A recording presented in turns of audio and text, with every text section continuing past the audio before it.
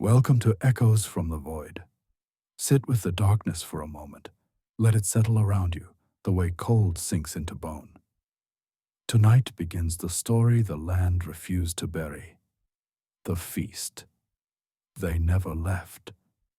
Maya felt the cold before she even saw the cabin, not the sharp sting of November wind, but a deeper chill that seemed to come from the ground itself. The kind of cold that feels aware of you. Her boots crunched on the frosted dirt as she stepped out of the car. The forest around the clearing stood completely still. No birds, no rustling. Even her breath sounded too loud in the silence. Then she saw the footprints. Bare footprints pressed into the frost. Each one clear, deep, perfectly formed. Toes, arches, heels. They led in a straight line toward the cabin door, like someone had walked there a few seconds ago, stopped, and disappeared.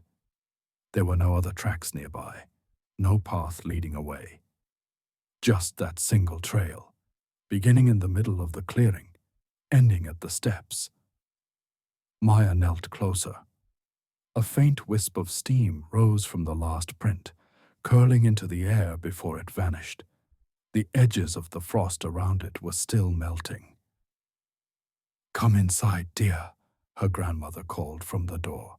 Her voice sounded light, practiced, the kind of voice people use when they do not want questions. Maya straightened up slowly. Her grandmother's smile seemed stretched too wide, as if it had been pulled over worry and held in place. Her grandfather stood further back in the hallway, hands in his pockets, eyes on the floor. The cabin smelled like old wood and something faintly sweet, smoke and spices from years of cooking. It should have felt comforting.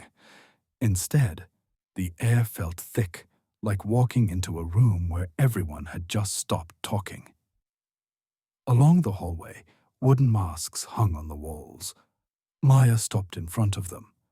She did not remember them from past visits. Long faces carved from dark wood, eyes hollow and deep, mouths frozen halfway between grief and anger. Some were smooth and polished, others rough, as if shaped in a hurry. "They were your great-grandfathers," her grandmother said quietly from behind her. "He believed the land listens better when it has faces to look through." Maya could not tell if that was meant as a joke. It did not sound like one. At the dinner table, the silence came back. Forks scraped gently against plates. The clock on the wall ticked too loudly. Outside, the light faded from the windows until only a reflection of the room stared back. Then the tapping began. A soft, careful tap on the window behind Maya.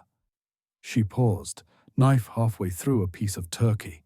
Tap, tap, tap. Her grandfather's hand tightened around his fork. Her grandmother's eyes fixed on her plate. Maya swallowed.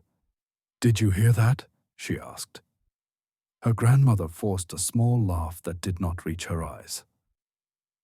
"Probably a branch," she said. "But there is no tree close enough," Maya thought. The tapping came again, slightly louder. A slow, patient rhythm, like someone drumming their fingers while waiting to be noticed.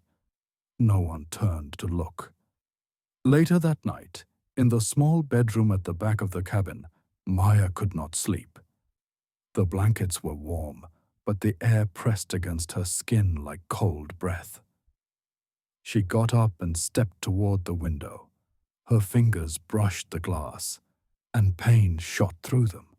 It was freezing, not just cold from outside air, but cold like something hungry sat on the other side of the glass. Frost had spread across the pane in thin, branching lines. It reminded her of veins or roots trying to claw their way in. As she watched, one of the frost lines thickened and shifted, very slightly, as if it had just grown. She held her breath and leaned closer. The glass pulsed under her fingertips. slow, gentle, like the window itself was breathing. Footsteps began outside, crunching through the frost, moving along the side of the cabin, not hurrying, not stumbling.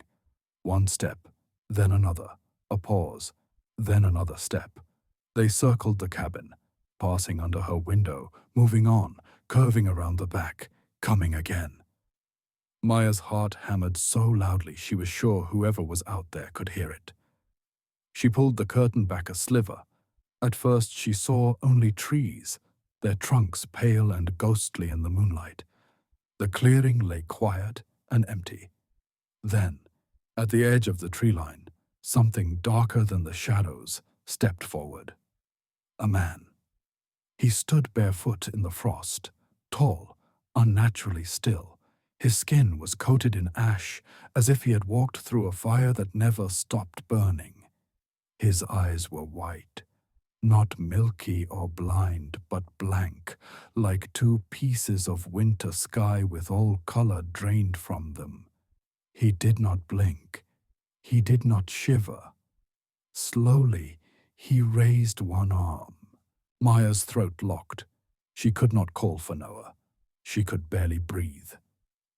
The man lifted his hand and pointed directly at her window, not at the cabin, at her. A thin crack snapped across the glass, running from the top corner down toward where her hand had been a moment earlier. The sound was small, but it made the whole room feel like it had flinched. She stumbled back and finally found her voice. "Noah!" Her brother burst through the door a few seconds later, half asleep, hair a mess. What happened?" By the time he reached the window, the clearing was empty again. Only the frost glowed under the moonlight. The footprints she had seen earlier near the door now stretched further out, a mess of overlapping shapes near the trees. "You cracked the glass?" Noah asked, leaning closer. "It cracked on its own," she whispered. "He was standing right there." Noah looked at her, then at the yard again. He did not say he believed her.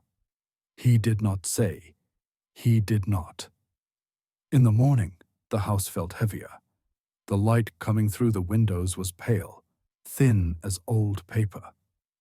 As Maya walked down the hallway, she stopped in front of the masks again. Something was wrong. They were not in the same positions as last night.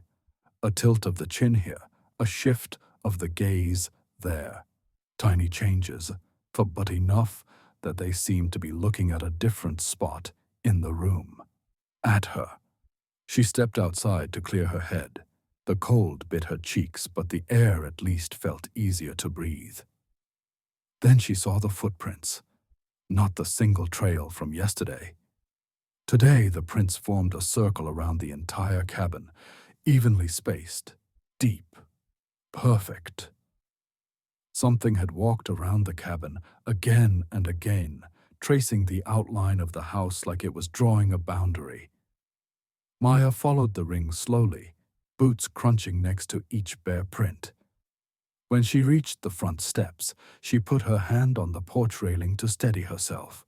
The wood throbbed under her palm, not shaking, not creaking. A slow, steady pulse, like a heartbeat. She snatched her hand back. The pulse stopped. Far from the present, far from Maya's cabin and her shallow breaths, the land had shaken under a different sky. Centuries earlier, a man named Thomas ran through a field lit by fire. The air was full of smoke and screams. The ground was thick with trampled crops and embers. They had welcomed the strangers once, shared food, shared peace, but peace had not been enough. Now flames climbed the wooden walls of their homes. Shapes moved through the smoke, carrying torches and iron. Thomas held a small child against his chest, the child's face pressed into his shoulder to avoid the sight. He could feel the land beneath his feet, shuddering with each impact. Not just from running, from something deeper waking up. At the edge of the burning settlement, where the firelight gave way to darkness, shadows waited between the trees. They were taller than any man, faces hidden behind carved wooden masks, eyes empty and endless. Thomas had heard stories of them as a child, whispered around low fires, spirits that rose when betrayal soaked into the soil. Not guardians, not demons, witnesses. They watched as smoke covered the sky, as bodies fell, as promises broke. They watched, and the land remembered through them. Back at the cabin, in the present, Maya sat at the table with a mug of tea she did not drink. The steam curled up between her and her grandmother, like a small, thin wall.